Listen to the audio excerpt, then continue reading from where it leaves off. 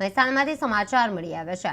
કડી તાલુકાના પેરોજપુર ગામના 17 વર્ષના એક કિશોરે પોતાની કાર્યશક્તિથી સૌને ચોંકાવી દીધા છે।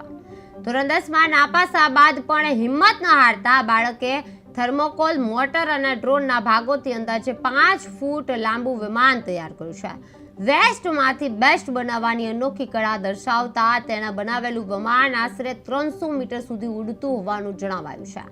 લોકોના મેણા ટોણા સાંભળ્યા બાદ પોતાની પ્રતિભા સાબિત કરવાની જીદથી આ કૃષક પરિવારના દીકરાએ કામ શરૂ કર્યું હતું। અભ્યાસમાં પાછળ રહી ગયા છતાં એન્જિનિયર બનાવવાનો શોખ છે એ ધરાવતો હતો અને આ કિશોરે પોતાની કાબિલિયતથી લોકોના દિલ છે જીતી લીધા છે। 10મા ધોરણમાં નાપાસ થયો અને ત્યારબાદ વિમાન પિરોજના કિશોરે અનોખી સિદ્ધિ મેળવી છે। થર્મોકોલ મોટરથી તૈયાર કર્યું હતું આ મોડલ। 300 મીટર સુધી આ વિમાન છે તે ઉડ્યું હતું અને વેસ્ટમાંથી બેસ્ટ બનાવ્યું હતું। ભગત આ નામ શું, કયા ગામનો વતની છે તું? તું પ્લેન બનાવ્યું છે થર્મોકોલમાંથી, શું કહીશ તું? મારું નામ કૌશિક છે, ગામ પિરોજપુર।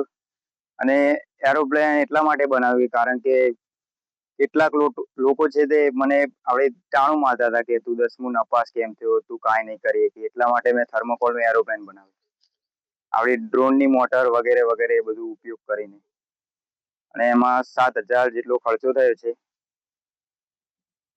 તને બનાવવાનો શોખ ક્યારથી હતો?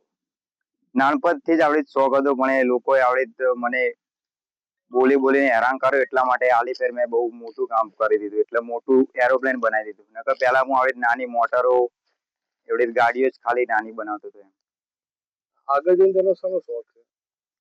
આગળ તો હવે કોઈ વિચાર્યું નહીં, ખાલી આ એન્જિનિયરિંગ એક્સપેરિમેન્ટો કરે છે।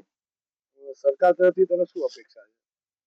સરકાર જે આ ખર્ચો થાય છે એમાં થોડી મદદ કરે તો